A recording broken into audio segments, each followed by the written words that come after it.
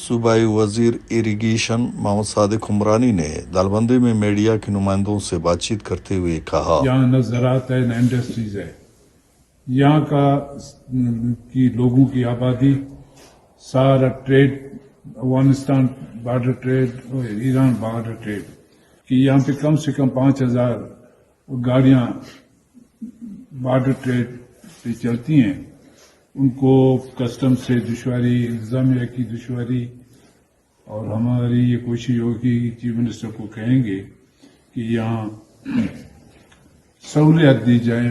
سب سے پہلے ریکوڈک ہو یا بلوچستان کی معدنیاتی وسائل ہیں، وہ ہمارے بلوچستان کے عوام کا بنیادی حق بنتا ہے، ایک اس حق سے محروم نہ کیا جائے۔ اس سلسلے میں چیف منسٹر کے نوٹس میں لائیں گے آج کل ہی۔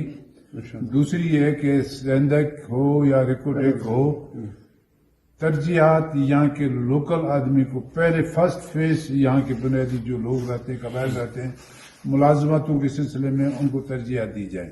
اچھا، یہ جو چیک پوسٹیں بنائی گئی ہیں، ہر ڈپارٹمنٹ کے اپنے اپنے چیک پوسٹ ہیں، کسٹم ہے، ایف سی ہے، ایکسائز، لیویز، یہ صرف بھتہ خوری، لوگوں کو ہراساں کرنا، ان کو فوری طور پر حکومت ختم کرے۔